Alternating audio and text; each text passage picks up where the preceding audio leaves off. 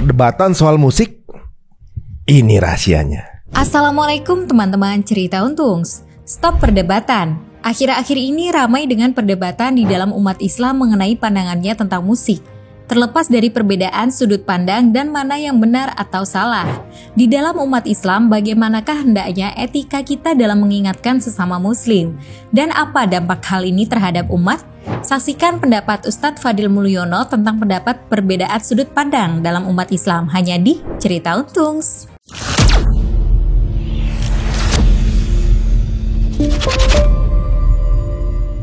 Assalamualaikum warahmatullahi wabarakatuh. Terima kasih teman-teman pemirsa Cerita Untungs ya. Untuk komen, ketik saran atau juga masukannya ya. Belakangan lagi agak sedikit tegang sih sepertinya ya. Tensinya ini agak tegang dikit. Tapi kita mencoba untuk meredam, cari jalan tengah yang terbaik untuk biar kita bisa bersama-sama lagi lah gitu.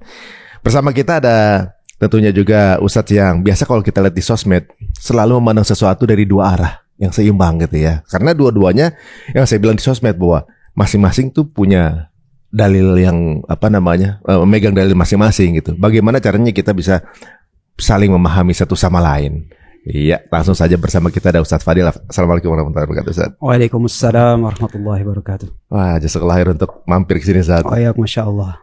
Saya waktu dihubungi ada berita ini, waktu saya nggak di Indonesia waktu itu saya dengar beritanya gini. Aduh, mesti ngobrol nih ya. Ustadz Fadil bisa nggak ya saya begitu? Ngobrol. Tapi saya belum pulang. Alhamdulillah akhirnya bisa ngobrol di sini, Ustadz. Alhamdulillah. Terkait kehebohan ini ya. Kehebohan ini. Tapi antum mendengar nggak? Sempat dengar sih. Sempat dengar mulai dari yang pertama, terus kemudian pembelaan, terus dibantah lagi. Cuman nggak sampai detail-detail banget sih. Tapi tahulah kehebohan yang terjadi sih. Benar. Kalau pandangan saya ini sedikit kontraproduktif sih sebenarnya saat ya. Dan kita mencoba mendudukkan secara tengah dulu deh saat ya. Ibaratnya selama ini sebenarnya saya kan juga teman-teman dekat saya juga banyak yang berada di Salafi, berada di Muhammadiyah atau NU segala macam dan kami rasa sebenarnya di hubungan sehari-harinya itu nggak ada masalah sih sebenarnya gitu. Teman-teman Salafi juga halus-halus yang saya tahu, ngobrol juga enak gitu. Guru-gurunya ustaznya juga halus-halus gitu segala macam. Dan kadang-kadang mungkin ada sedikit salah paham yang kejadian di luaran. Kadang-kadang kita juga ada narasi yang support gitu bahwa mungkin salah paham karena yang kita tahu begitu gitu. Cuma di kondisi sekarang nih agak sedikit berbeda memang karena tiba-tiba saya menerima banyak juga semacam ada kena taziran juga gitu, kena serangan juga sini kena salah apa gitu ya gimana deh gitu kan. Pas diteliti memang ketika baca emosi juga gitu kan gitu.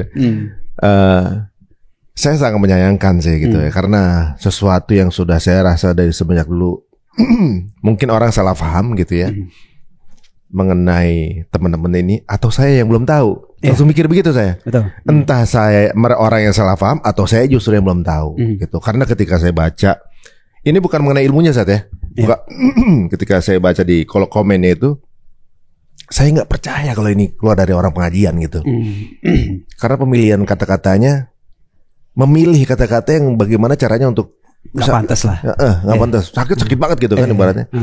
Udah gitu kalau nggak kena di satu, yang sekitarnya kena gitu. Kita juga kita ketembak juga nih gitu. Nah, kalau menurut antum sendiri gimana? Dari sesuatu yang dibicarakan dulu deh. Baik. Bismillah, alhamdulillah, wassalatu wassalamu ala rasulillah wa ala alihi wa sahbihi wa man walah. Jadi terkait masalah perbedaan pendapat gitu dalam ranah fikih. Ini suka nggak suka bakalan terus ada gitu sampai hari kiamat gitu. Sehingga yang paling penting sebenarnya bagi kita di grassroots level gitu ya, itu adalah belajar gimana cara penyikapan yang benar sesuai dengan level perbedaan fikihnya. Kayak contoh misalnya kita ambil ekstrimnya dulu ya. Ada pendapat fikih yang memang atau pendapat terkait tentang masalah agama ya, walaupun akidah atau fikih yang memang kita nggak boleh beda. Nah ini ekstrim yang pertama gitu, nggak boleh beda. Kayak contoh misalnya kalau sholat itu harus 5 waktu, Nabi terakhir itu Muhammad SAW, haramnya zina, khamar, haramnya kesyirikan dan segala macam. Ini nggak boleh beda. Ini fix harus sama, harus seragam, gitu. Dan ada di ujung yang lain itu adalah yang memang di situ perbedaannya itu akan selalu ada dan bisa dibilang nggak ada titik temu lah, agree to disagree. Iya. Nah, tinggal permasalahannya itu adalah yang di tengah-tengah nih, di tengah-tengah. Dalam artian ada memang perbedaan-perbedaan pendapat yang ketika di situ orang berbeda, ulama itu telah menetapkan cara bersikap yang benar itu seperti apa. Yeah. Nah, terkait permasalahan kayak contoh misalnya kita contoh kayak kunut subuh. Yeah. Nah, itu penyikapannya nggak boleh dalam tanda kutip membenarkan yang kunut atau menyalahkan yang nggak kunut gitu. Yeah. Artinya oke, kita emang beda. Jadi penyikapannya itu cuma sampai kayak menyatakan pendapatnya. Yeah. Gitu. Saya kunut, saya nggak kunut gitu. Nah, ada juga terkait permasalahan fikih yang memang ketika berbeda maka harus diingkari. Harus diingkari ya kayak tadi tuh yang misalnya ada yang bilang sholat itu bukan 5 waktu gitu, atau misalnya menghalalkan zina dan segala macam. Nah, terkait permasalahan musik ini dia rada di tengah-tengah sehingga konfliknya itu bisa dibilang ya dinamikanya mungkin rada beda gitu ya, karena dia yang titik sini bukan, titik situ juga bukan. Nah, dalam permasalahan musik ini memang kalau secara pendapat kitab-kitab klasik dari para ulama-ulama klasik di dalam fikih, maka mayoritasnya itu adalah mengharamkan. Dan sesuatu yang memang secara 4 madhab itu mengharamkan sesuatu, kemudian ada ulama lain yang tiba-tiba bisa dibilang berbeda pendapat dari apa yang telah disetujui oleh 4 madhab. Nah, ini adalah sesuatu pendapat yang apa ya? Kalau dalam bahasa Arabnya itu adalah pendapat yang syad. Kalau bahasa Indonesianya mungkin dalam tanda kutip nyeleneh gitu ya. Nah, ketika ada pendapat yang nyeleneh seperti ini, itu pun terbagi menjadi 2 cabang. Apakah nyelenehnya nyeleneh banget, gitu? Kayak contoh misalnya ada nabi baru, ini nyeleneh banget, gitu. Atau nyeleneh tapi dia masih di tengah-tengah. Nah, musik itu dia ada di dimensi ini, ada dimensi ini, sehingga inilah yang menimbulkan bisa dibilang kebingungan. Loh, kalau ada di sini itu sehingga cara bersikapnya itu seperti apa? Nah, grassroots level ini yang karena memang ya mungkin belum baca atau belum tahu cara penyikapan yang benar terhadap level perbedaan fikih di level ini, sehingga ketika ada terjadi perbedaan pendapat maka hebohnya itu ya bisa dibilang di luar perkiraan sih. Makanya tadi sampai kayak ada kata-kata yang sepertinya nggak pantas diutarakan untuk masalah ini. Berbeda kayak contoh misalnya ada orang yang bilang ada nabi baru gitu. Mungkin kalau ada orang yang ngamuk, kurang ajar ini Nabi Muhammad dibilang udah bukan nabi terakhir kayak gini-gini. Mungkin kita masih paham gitu. Oh iyalah, nyelenehnya nyeleneh banget gitu. Tetapi kalau yang masalah ini, nah dia memang ada dimensi tersendiri. Gitu Mas. Ini ranah diskusi berarti ya. Ranah diskusi pun beda dengan ranah kayak tadi misalnya yang kunut subuh atau nggak kunut gitu. Kalau yang kunut subuh atau nggak kunut ini ranah diskusi dan mereka itu udah langsung oke, agree to disagree. Kita anggap bahwa ini adalah dua-dua pendapat yang muktabar, pendapat yang valid ada, yang mau ini silahkan, yang mau itu silahkan, tetapi nggak ada pengingkaran. Nggak boleh ada pengingkaran. Nah, kalau dalam permasalahan level musik, maka dia merupakan masalah fikih yang bagi yang mengharamkan, maka dia ada kewajiban untuk mengingatkan. Dan bagi yang membolehkan, dia itu ada apa ya? Ada ya bisa dibilang kayak faham lah ketika diingatkan. Kayak contoh misalnya ada yang teman kita ada yang ngerokok gitu, terus kita bilang sedot terus bro gitu, terus dia cuma bilang ya Allah Ustaz sebat deh gitu. Abis itu kan udah clear, selesai gitu. Nggak akan ada yang diskusi lanjutan, komen-komen yang nggak benar dan segala macam. Nah seperti itu. Sehingga yang kayak gini penting sebenarnya untuk sama-sama kita pelajari supaya nanti ke depannya ketika ada permasalahan yang levelnya itu adalah level ini, maka bagi yang memang berpendapat untuk haramnya, maka dia cuma bisa mengingatkan sewajarnya, dan bagi yang membolehkan dia cuma bisa menerima ketika diingatkan sewajarnya juga. Jadi nggak perlu sampai ada nggak perlu, jadi dulunya nggak perlu lebay gitu ya? Nggak perlu lebay, nggak perlu overreact gitu. Dalam artian ketika misalnya mau ngingetinnya juga kasar, dan ketika orang yang menganggap boleh, ketika diingetin dia juga langsung pakai counter, lo pakai gini-gini segala macam, kayak begitu. Jadi memang ada apa ya? Ada jalur tengahnya sebenarnya, Mas. Seperti itu. Kalau dari sisi levelnya, kira-kira sama dengan kasus apa gitu di level musik ini nih? Oke, jadi kalau tentang pendapat bolehnya musik, dia itu selevel dengan pendapat yang tadi ya. Pendapatnya nyeleneh tapi nggak nyeleneh banget, nggak nyampe senyeleneh kayak adanya nabi baru atau zina itu halal, nggak nyampe ke situ. Nah kalau misalnya salah satu contohnya itu kayak contoh misalnya mohon maaf tai kucing nggak najis gitu, yang mana masa sih gitu kan, atau misalnya ada pendapat yang boleh pakai sepatu kulit yang terbuat dari kulit babi.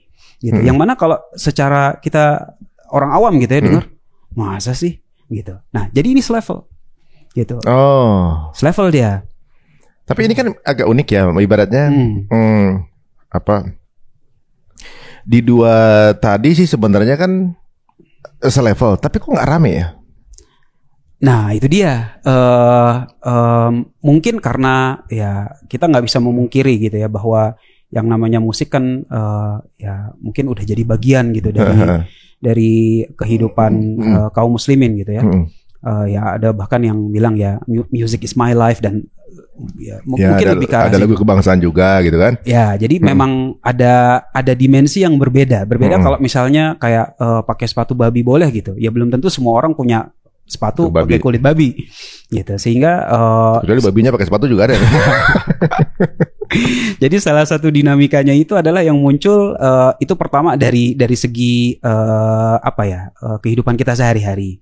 Terus yang kedua kalau aku lihat juga itu adalah ketika ternyata orang atau pihak yang berbeda pendapat ini ternyata ya bisa dibilang dari pengajian yang afiliasi yang berbeda gitu, sehingga ketika ada sesuatu yang berbeda dan itu merupakan waduh ini makanan nih gitu, sehingga seperti itu ya, makanan nih kayak ini peluang untuk menjatuhkan atau ya gimana caranya untuk ya aku juga nggak tahu gitu yang di tengah-tengah mereka itu bahasanya apa, tetapi kelihatannya itu adalah dari komen, dari penyikapan itu adalah ketika ada yang nggak cocok maka udah ini kita sikat.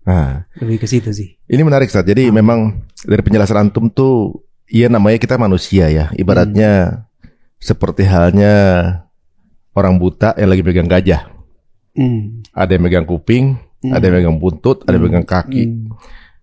Pada saat dia megang satu part bagian dari gajah itu, maka translasi dari apa namanya gajah itu menurut dia ada yang pipi, ada yang gede, ada yang panjang segala macam gitu.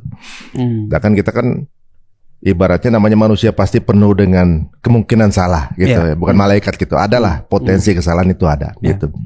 Dan di pengajian juga pasti udah sering diingatkan bagaimana respons kita terhadap orang yang kemudian mungkin kita anggap dia lebih salah atau gimana, atau juga mungkin yang nggak sependapat sama kita atau keliru, bagaimana menyikapinya secara lebih bijak gitu kan. Nah, yang uniknya di sini yang berseberangan dengan pendapat mengenai musik tadi lebih banyak dengan dari teman-teman salaf ini, yang menyikapinya kadang-kadang saya baca ya mungkin lumayan keras gitu ya. Tadi yang antum berikan contoh itu tai kucing dan juga sepatu babi itu juga dari salafi juga. Kenapa mereka nggak sekencang itu ketika itu, kemudian justru ketika dari seberangan lain yang keluar tajamnya begitu. Nah, kalau sebenarnya kalau di kalangan ya penuntut ilmu gitu, di kalangan tulab banyaklah video-video dari kalangan teman-teman salafi yang ustadz-ustadznya itu mengemukakan pendapat yang dari segi nyelenehnya mungkin sama kayak bolehnya musik ini. Ya kayak tadi kayak misalnya mohon maaf tai kucing bukan najis, atau bolehnya memakai sepatu dari kulit babi, atau ketika menyebutkan rukun wudhu itu ternyata jumlahnya salah. Maka yang seperti ini merupakan kesalahan-kesalahan yang ketika dilihat oleh para penuntut ilmu atau kalangan ustadz-ustadz gitu ya, kita lihat loh kok gitu, kita langsung ngeh gitu. Cuma karena memang yang melihat itu adalah sudah mengetahui gitu ada khilaf dan gimana cara penyikapan yang sewajarnya, sehingga kita nggak berusaha untuk ya udahlah cukup sampai segini aja gitu. Sebagaimana kayak tadi kita udah bilang oke, paling ya kalau memang mau singgunglah sewajarnya, ingetinlah sewajarnya, nasihatilah sewajarnya. Habis itu ya udah selesai ya kayak tadi. Bro, kok ngerokok mulu bro? Terus dia cuma bilang, ya sebat deh habis makan. Habis itu ya udah clear. Nah, gitu. Berarti udah ngingetin itu ya? Udah ngingetin, gitu. Nah, ketika terkait permasalahan musik ini, maka ada overblown proportion kali ya.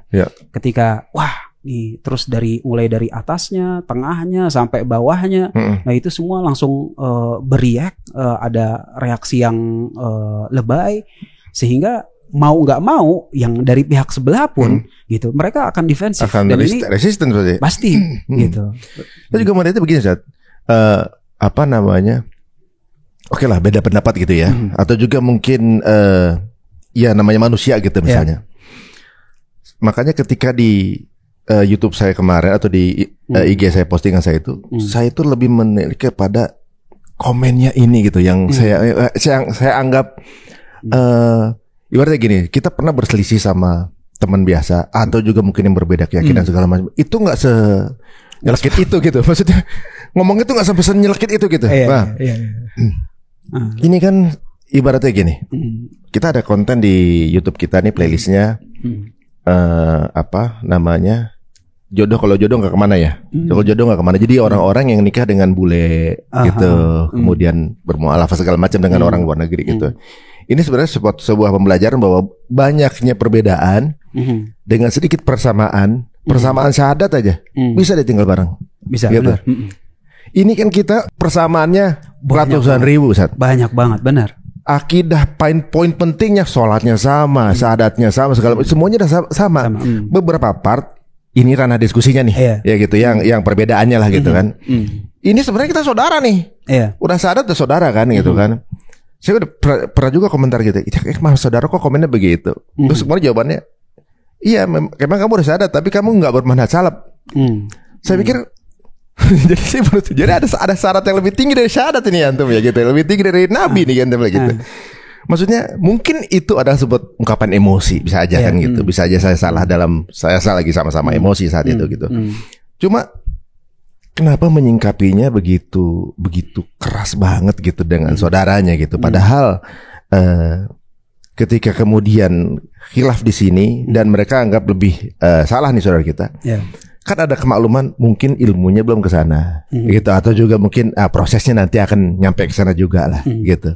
Kita juga nggak tahu misalnya beliau ini ada sebuah bahasa untuk membuat para yang suka musik tetap yuk datang ke dalam Islam, misalnya kan gitu. Ada beberapa hal yang mungkin kita husnuzonkan. Cuma yang unik adalah begitu tajamnya ketika menunjuk kepada saudaranya.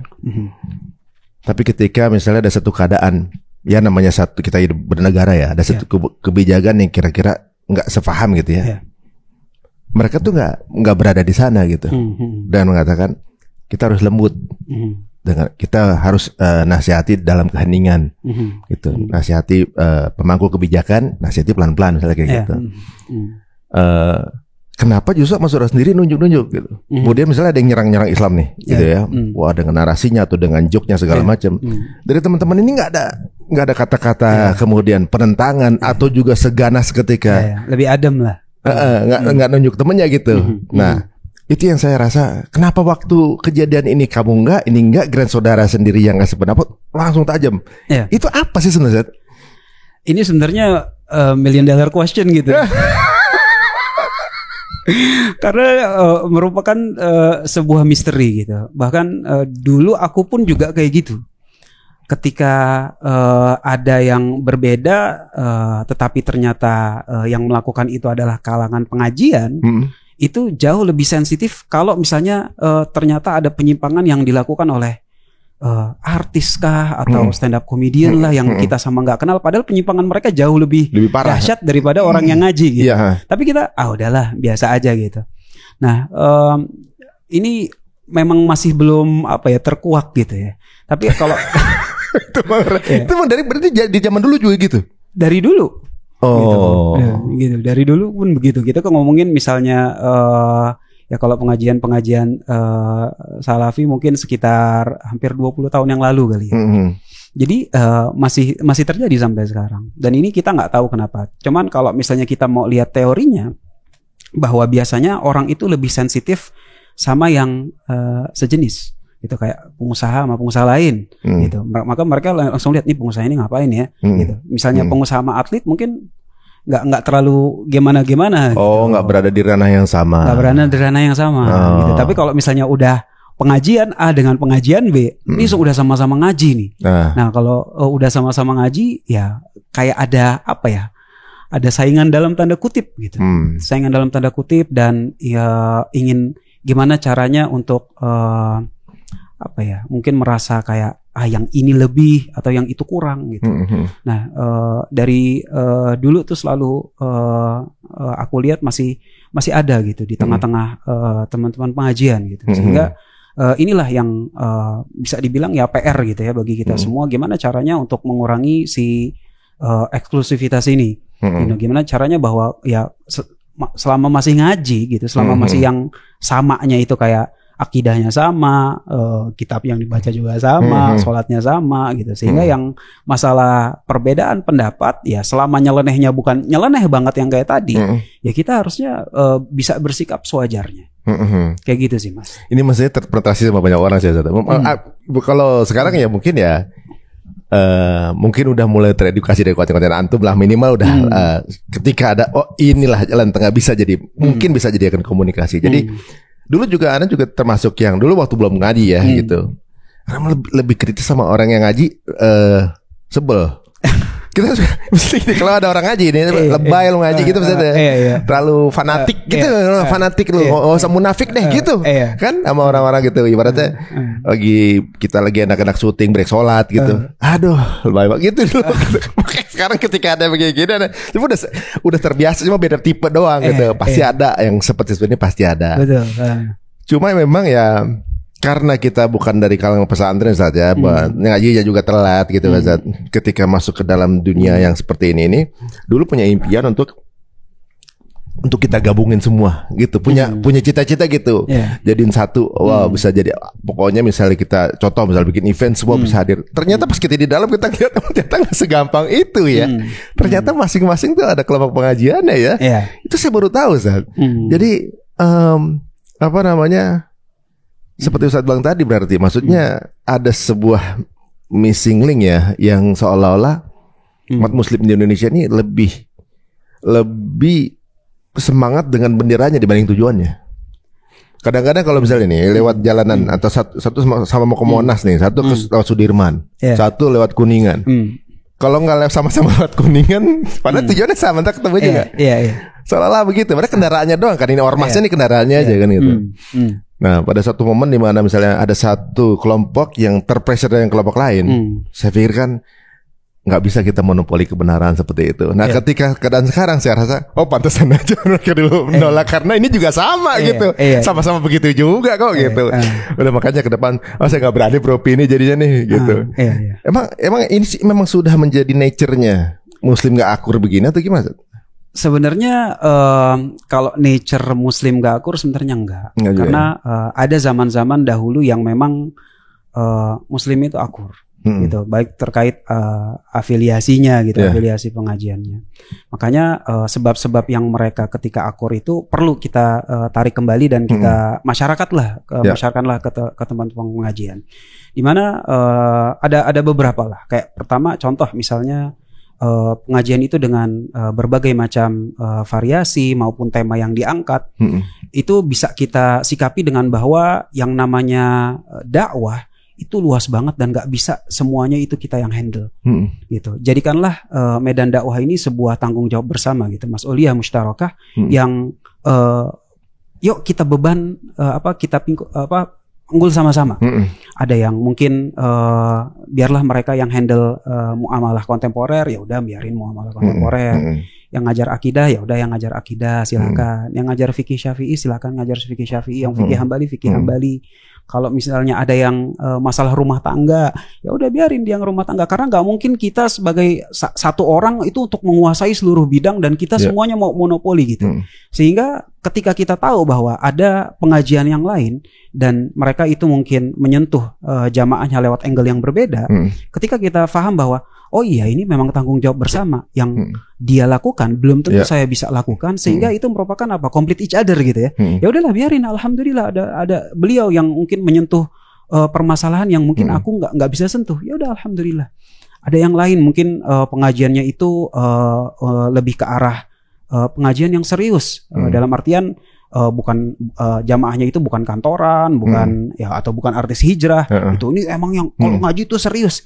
Ya, audiens kan beda-beda. Partnya itu. Iya, partnya itu. Partnya mereka adalah ngajar semi santri atau santri.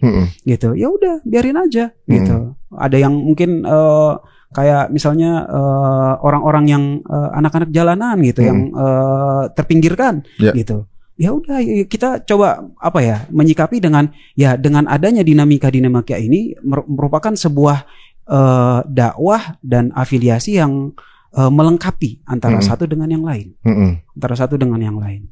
Nah, ini yang pertama. Yang kedua itu adalah kita juga harus sama-sama sadar bahwa kemajuan Islam itu nggak mungkin tercapai kalau memang dalam internalnya itu masih cakar-cakaran. Ya, kalau misalnya kita textbook gitu ya, textbook ya tentunya ketika Islam itu pertama kali maju, ya Rasul alaihi salatu wasallam itu mengukhuwahkan antara ya suku Aus dengan suku Khazraj. Diukhuwahkan, jadilah kaum Ansor. Setelah kaum Ansor, diukhuwahkan pula dengan kaum Muhajirin. Jadi kalau setelah ada ukhuwah, maka platform untuk maju itu pun bisa ada, gitu. Mungkin. Walaupun banyak ya kalau Rasul mah beda. Taruhlah kita nggak usah pakai ke zaman Rasul gitu. Kita pakai zaman mungkin the golden age of Islam gitu, misalnya dalam Bani Abbasiyah.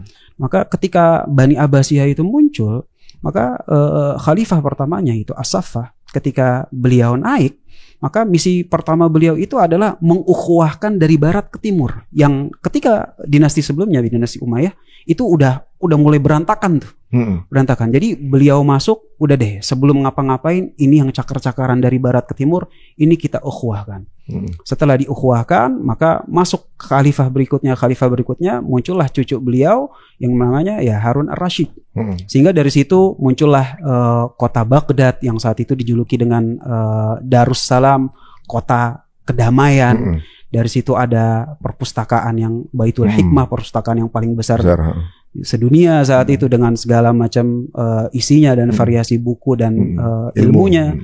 Sehingga dari situ kita bisa ambil pelajaran, enggak kok, selain Rasul alaihi salatu wasallam udah nunjukin contohnya kayak gini, dan ketika diaplikasikan ke zaman-zaman yang lain berhasil kok.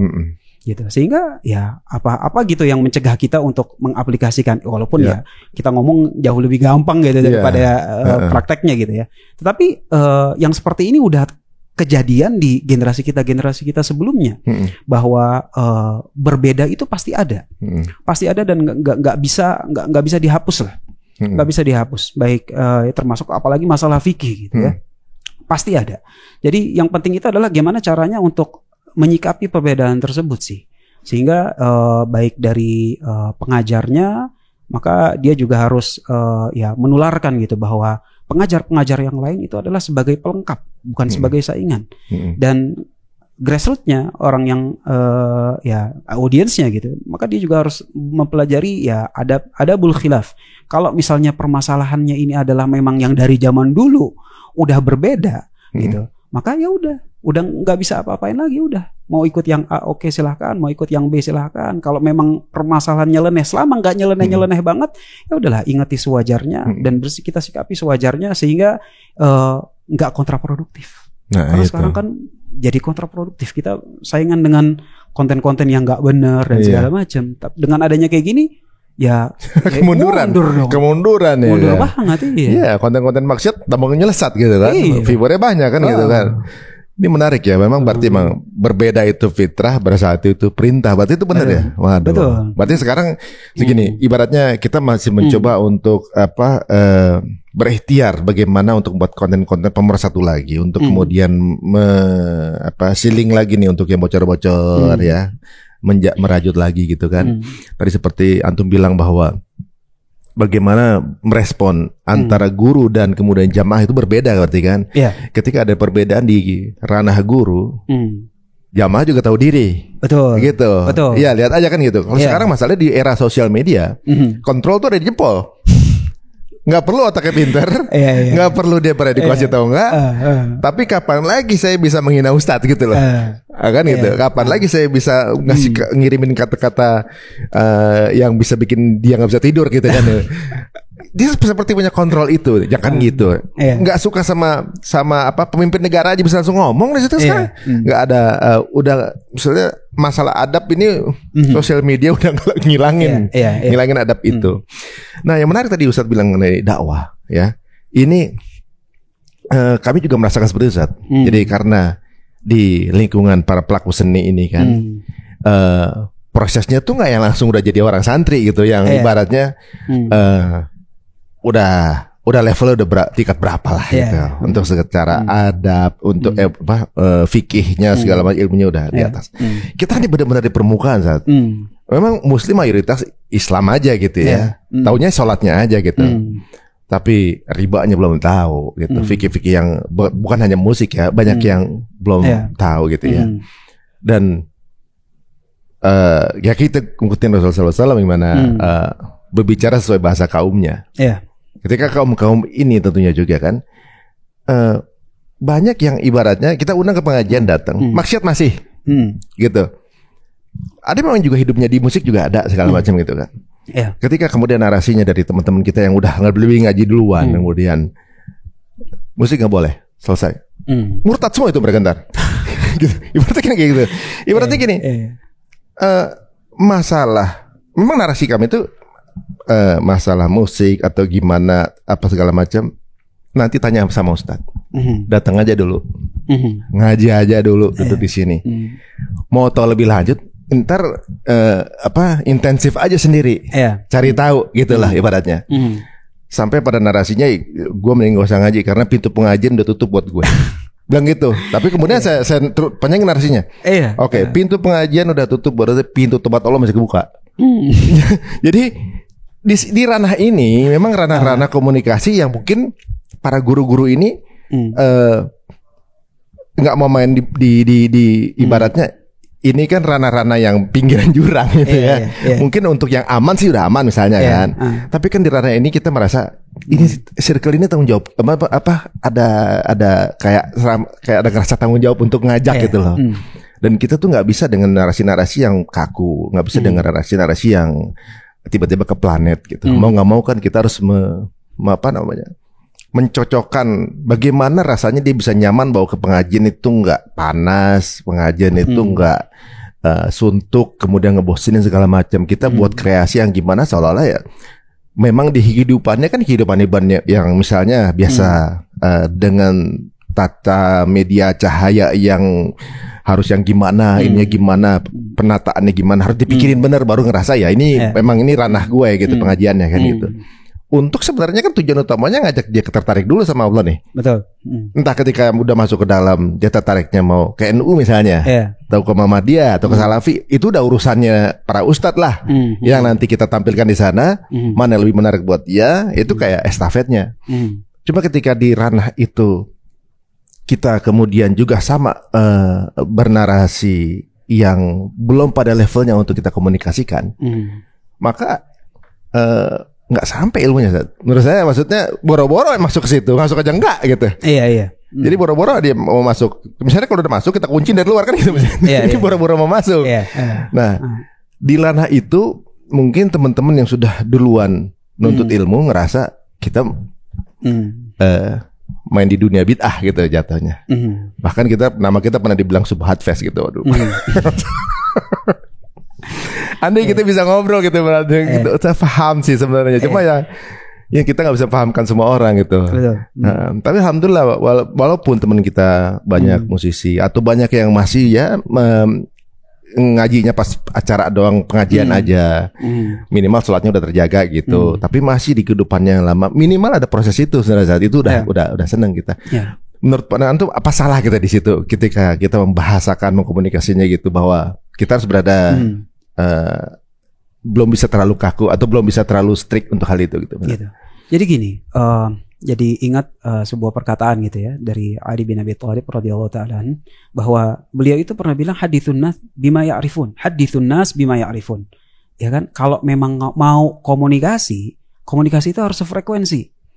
Gitu. Sehingga jangan sampai kita komunikasinya itu udah nggak satu frekuensi. Karena kalau misalnya udah nggak frekuensi, mau kita ngomong sekalipun yang hak sekalipun, dia nggak masuk kayak tadi antum bilang bahwa ya kalau udah beda frekuensi kayaknya mau dia bawain ayat kayak mau Sahih Bukhari kayaknya udah nggak masuk aja. Dan oke lah ini dari perkataan Ali bin Abi Thalib sebenarnya ini merupakan sebuah pengalaman yang kita sendiri udah pernah meraktekin. Ya kita dari zaman sekolah gitu ya SMP SMA kalau misalnya mau kenalan sama teman baru gitu kan sama circle baru, masa iya kita masuk langsung dengan gayanya kita gitu kan nggak mungkin. Kita pasti coba untuk main tengah menyesuaikan gitu kan, menyesuaikan nih kira-kira harus ngomong apa ya, harus kayak gimana ya. Dan itu merupakan pelajaran hidup yang dari zaman dulu sebenarnya udah kita terapkan, tapi somehow ketika dalam permasalahan pengajian kita lupa gitu. Giliran kita sama teman ya kayak tadi gitu, misalnya ada yang ngerokok gitu, kita bilang bro ngerokok mulu bro gitu, terus dia langsung bilang ya sebat Adil, abis makan masa enggak gini-gini, abis itu ya udah ya kita jalan bareng lagi. Kan jarang banget gitu ketika bilang bro lu ngerokok ya sebat Adil, ya udahlah kita musuhan aja. Nggak kejadian. Iya. Nggak ketemu. Nggak kejadian juga di kehidupan nyata nggak kejadian. Nggak temenan itu namanya kan itu. Iya kan. Masa memutuskan pertemanan yang tadinya kita kenal gitu cuma gara-gara dia ngerokok sebatang, akhirnya kita bilang ya udahlah nafsi lu sendiri. Atau kita nggak kenal orang ngerokok jalan, nggak boleh ngerokok lu. Gitu. Bora-bora ngajak ke masjid. Iya kan. Kenal aja enggak udah ngelarang lo gitu kan. Gitu. Nah, sebenarnya sikap inilah yang nggak tahu kenapa giliran sesama teman-teman pengajian itu kita lupa. Itu kita lupa. Dimana ketika kita tahu misalnya dia pengajian dari Ustadz Fulan yang beda gitu. Tapi kan ketika pas ketemu kita langsung mencoba untuk ya setidaknya walaupun memang nggak setuju kita tetap berakhlakul karimah, tetap sopan, tetap senyum, tetap oke lah kita emang berbeda. Tapi kan kalau memang udah ketemu terus kita sama-sama tahu bahwa kita ngucapin syahadat yang sama, sholatnya juga sama gitu, kita ya bersikap sewajarnya gitu. Nggak mungkin lah dia ketemu sama orang yang asing, taruhlah bukan orang pengajian sekalipun terus nggak sopan, ya kan? Masa sama orang yang nggak kenal bukan orang pengajian lo bisa nggak sopan, giliran sama orang pengajian yang secara amal dan iman itu lebih baik di sisi Allah Subhanahu Wa Taala, masa nggak bisa lebih sopan sih? Iya benar. Gitu. Nah sikap-sikap yang kayak gini yang kayaknya perlu kita sama-sama tumbuhkan kesadaran sih, bahwa ya koreksi bersama lah. Koreksi bersama betul gitu. Karena yang kayak gini tuh kejadian sama ya siapa aja, termasuk diri gue sendiri. Dulu ketika aku baru dapat hadis gitu ya, perempuan yang memakai parfum itu layaknya pezina gitu. Kebetulan adikku pakai parfum gitu. Adikku pakai parfum sehingga aku berantem tuh gitu. Pakai parfum ini pezina. Ya dia ngamuk dong. Bilang, "Ma, ini si kakak bilang masa saya ya pasti marah lah. Perempuan dibilang kayak gitu kan. Akhirnya berantem gitu. Berantem dia kita ajak ngaji nggak pernah mau. Ya wajar, which is wajar gitu. Giliran sama orang lain gitu, sama ya misalnya di kantor gitu. Ada teman ngaji. Ya kan, karyawan kantor yang perempuan pakai parfum, ya lu diem-diem aja. Iya benar-benar. Lu diem-diem aja gitu, sama ada galak banget gitu kan. Nah, padahal kalau ya kita make kerangka cara bersikapnya, ya terus kita terapin nama semua orang, harusnya yang kayak gini udah case close sebenarnya. Iya. Gitu. Ya namanya juga manusia Zat ya. Kadang-kadang kita juga ya banyak kekeliruan bersikap juga gitu kan. Berarti memang kode bahwa connection before correction itu benar ya. Iya dong. Harus ada connection dulu baru kemudian kita bisa mengkoreksi. Tidak hanya satu frekuensi lah. Kita berusaha untuk adapt lah, beradaptasi, menyesuaikan gitu. Ya. Makanya ranah-ranah yang coba kita rangkul ini mungkin ibaratnya belum terlalu dipahami oleh para guru-guru kita gitu. Ibaratnya masih main di situ. Padahal ini ranah dakwah juga gitu kan. Kita nggak bisa bernarasi yang kemudian terlalu kaku juga. Dan karena kita lagi membina connection juga ke mereka gini bahwa bagaimana biar bisa diajak dirangkul gitu kan. Karena soalnya ada beberapa hal yang mungkin disalahpahami nih saat menurut saya. Jadi ibaratnya untuk contoh ya mungkin untuk mereka bisa diajak ke pengajian ke sesuatu yang nggak mudah. Ada kondisi yang harus kita bentuk dulu. Betul. Bahwa mereka ketika kesana nggak asing atau juga merasa bukan sesuatu yang seperti gue pikirin gitu, nggak seperti gue takutnya gini, nggak kok asik-asik aja gitu, nggak seru gitu kan, itu kan perlu kita kondisikan, ya gitu. Misalnya kemudian setelah mereka mengumpul, baru kita undang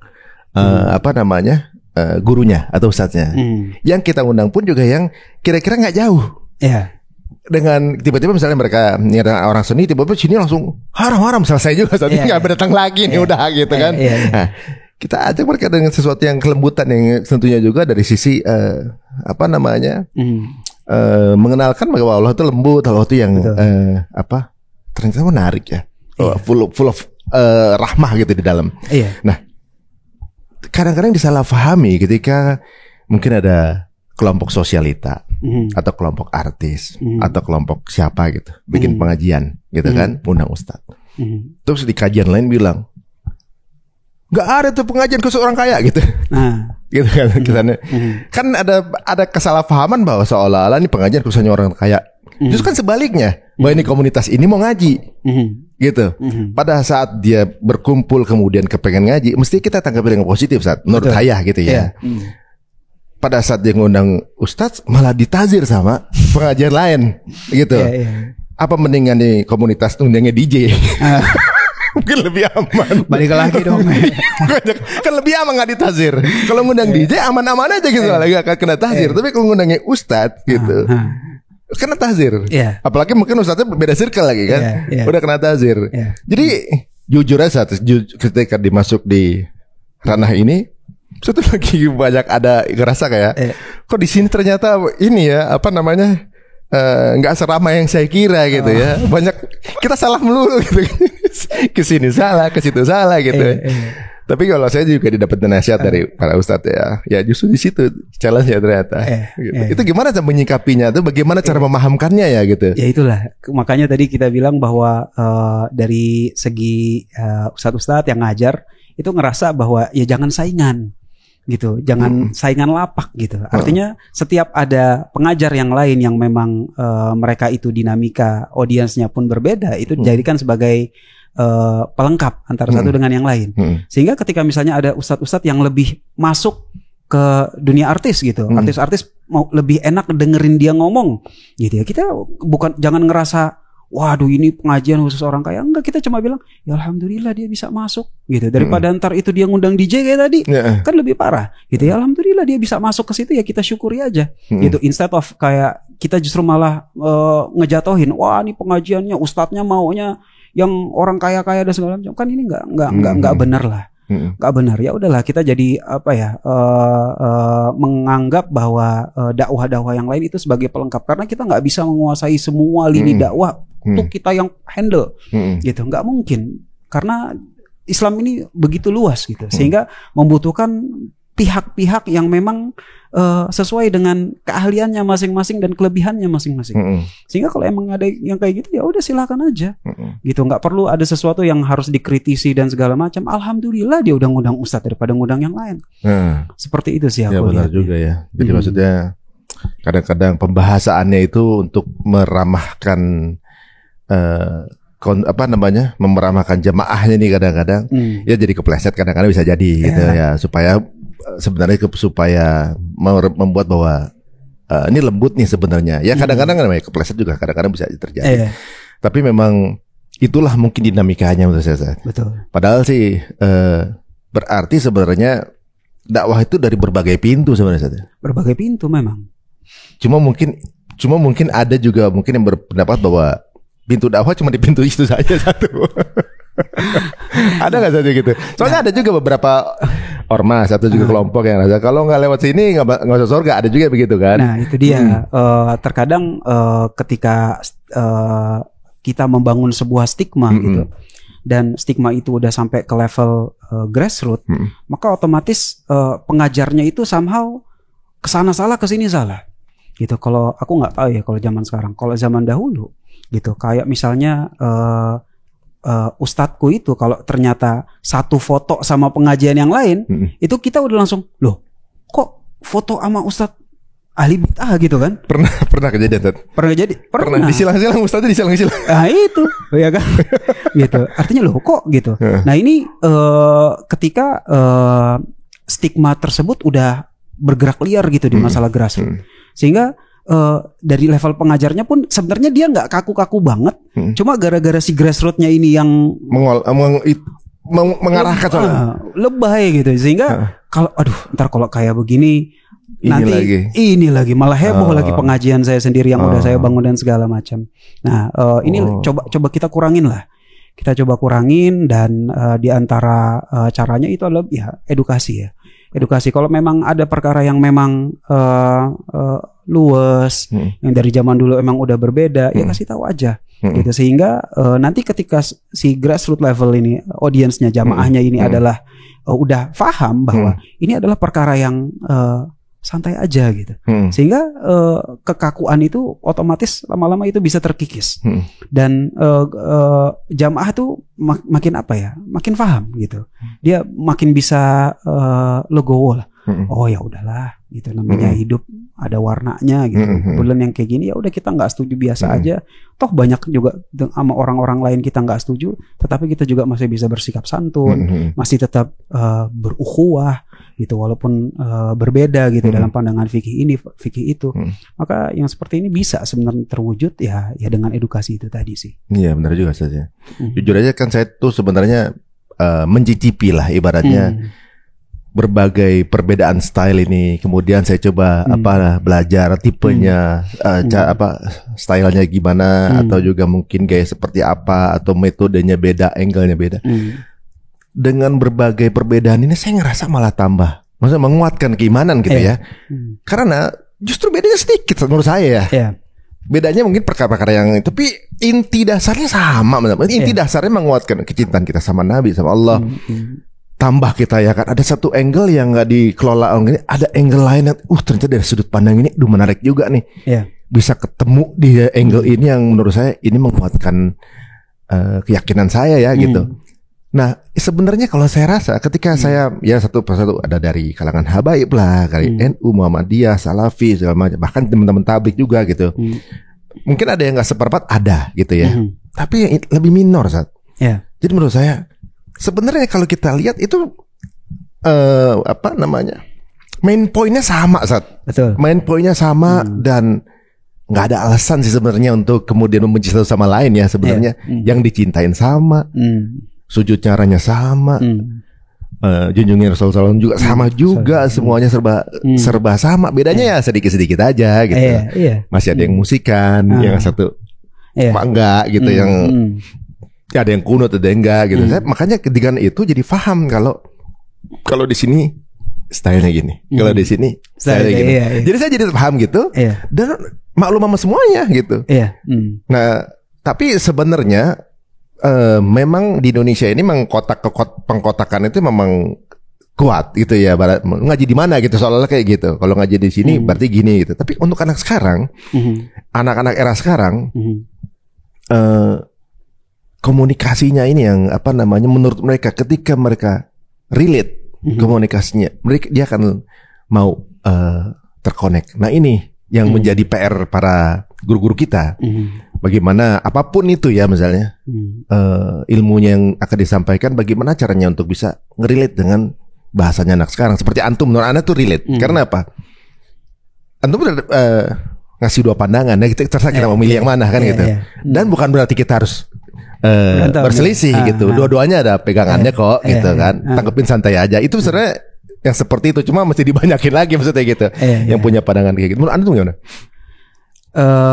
Ya itu tadi ya, masalah edukasi untuk terkait penyikapan ini juga karena sangat-sangat apa ya, bisa dibilang masih minim gitu, masih minim. Ketika nanti seiring berjalannya waktu, aku percaya sih bahwa nanti masalah jamaah ini makin lama itu makin insya Allah makin akur, gitu. Karena sekarang pun kita udah lihat gitu bahwa kayak misalnya ada pengajar yang foto sama ustadz lain, sekarang udah nggak seheboh dulu, ya kan? Nggak saya buat tahun 2018-17 lah ya. Itu udahlah biasa gitu. Yang kayak misalnya tiba-tiba dia foto sama Ustadz Fulan apa satu frame gitu.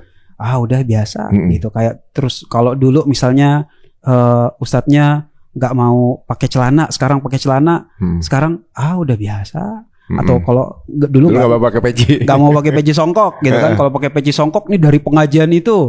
Sekarang ya tergantung, misalnya eventnya kenegaraan apa segala macam pakai peci songkok biar rada resmi dan rada keindonesiaan gitu. Murid-muridnya, audiensnya sekarang juga udah paham.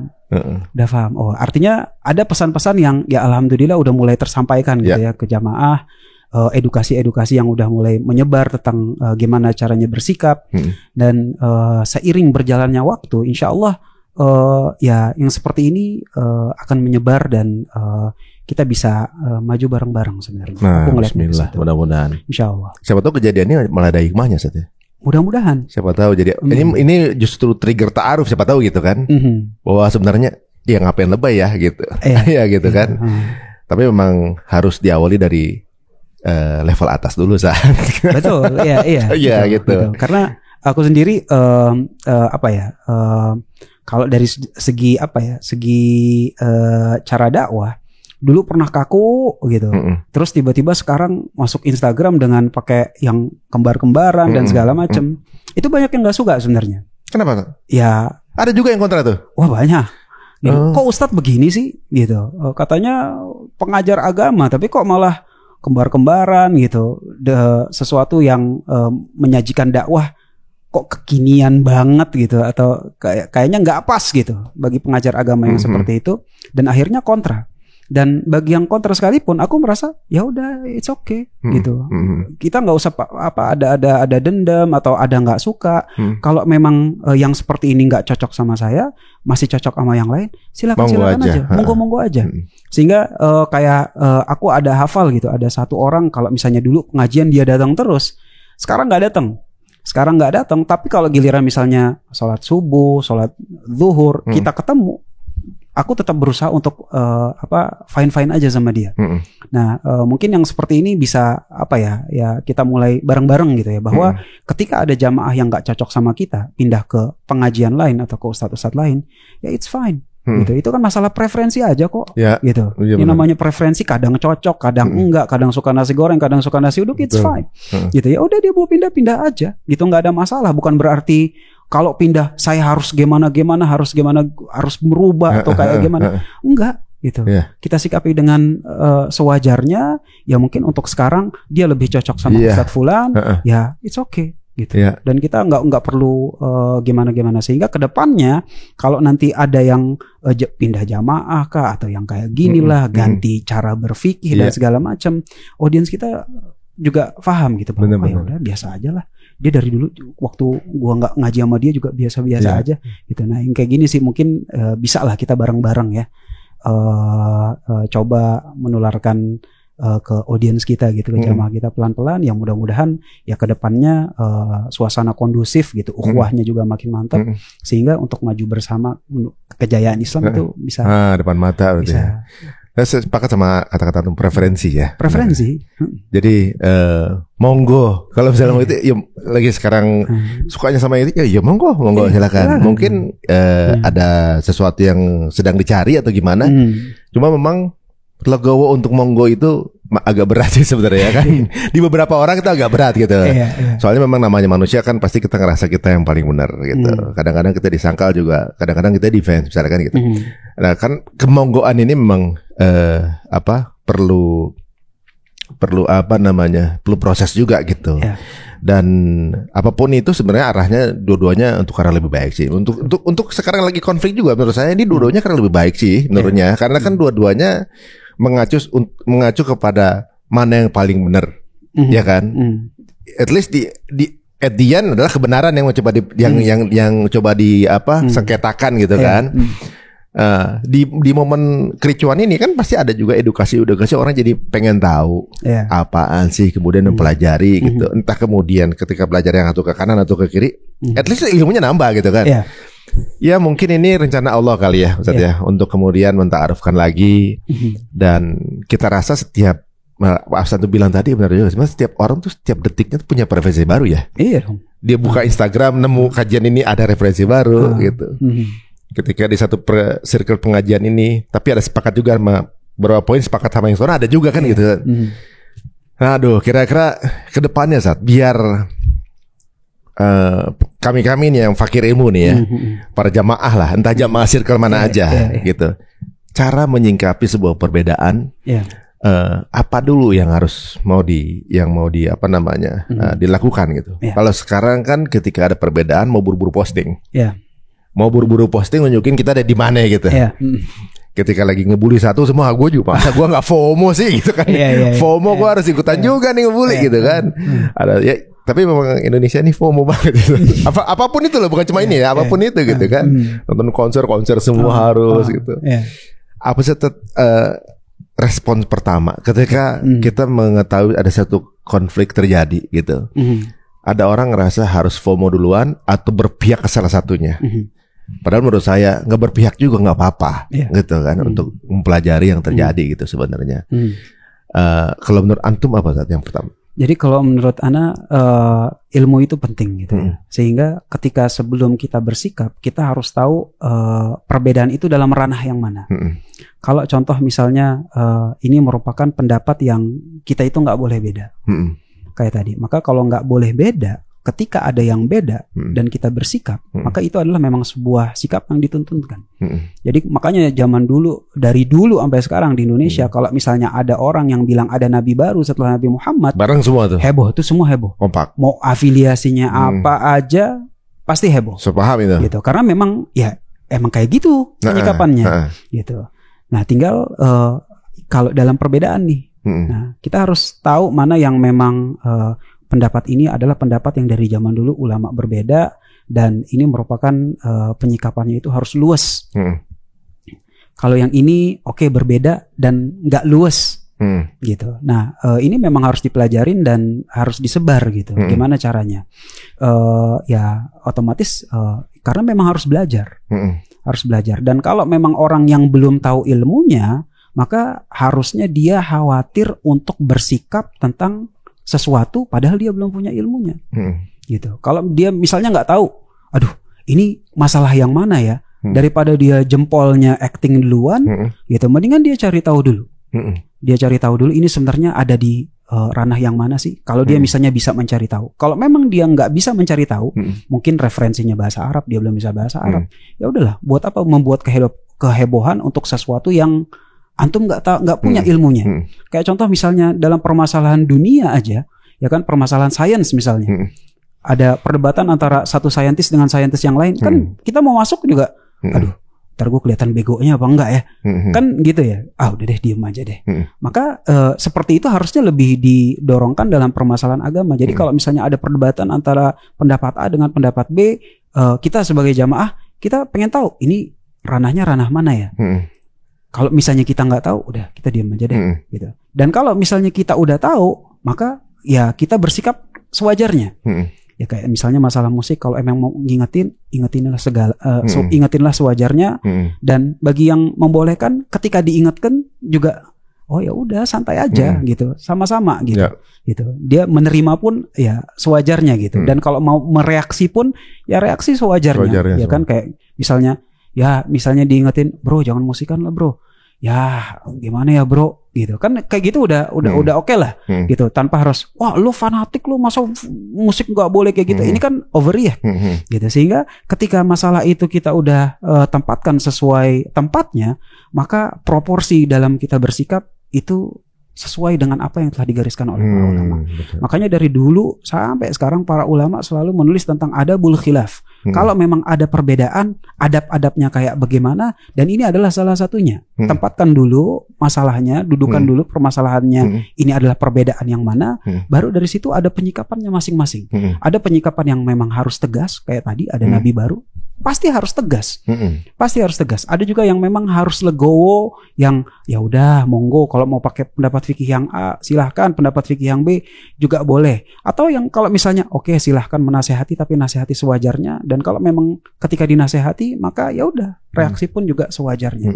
Maka kalau ini udah tersebar di tengah-tengah masyarakat ya orang-orang pengajian, maka insya Allah kehebohan ini nggak akan kejadian, nggak akan kejadian. Dan kalau udah nggak akan kejadian, pasti kita akan bersatu untuk sesuatu yang jauh lebih positif. Iya, insya Allah gitu ya. Mudah-mudahan bisa terjalin beneran ya. Karena yang heboh ini jemaah sebenarnya. Oh pasti. Yang jemaah pasti. Yang jempolnya ringan banget gitu.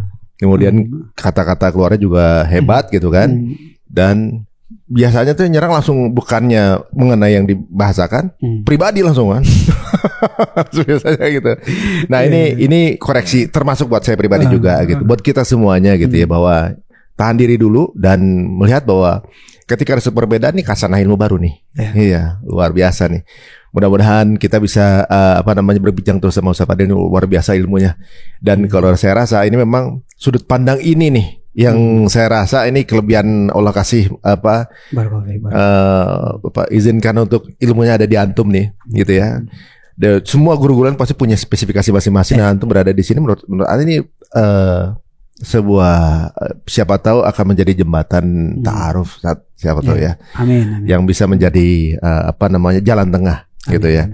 Walaupun bagaimana juga guru-guru kita ilmunya luar biasa, tapi ya kita masih manusia semua gitu ya. Yang tentunya juga ada sesuatu hal yang mungkin nggak bisa dicolek gitu di dalam diri setiap masing-masing manusia gitu. Termasuk saya pribadi juga begitu juga, mungkin juga teman-teman kayak gitu. Iya, anak pun juga demikian pastinya kan. Itu hal yang ya manusiawi saja. Pasti lah.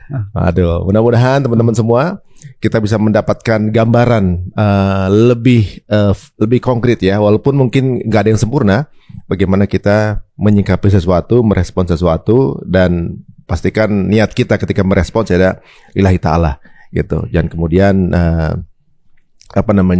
keberpihakan kita akan satu kelompok secara fanatik banget gitu misalnya, atau membela sosok orang secara fanatik juga enggak.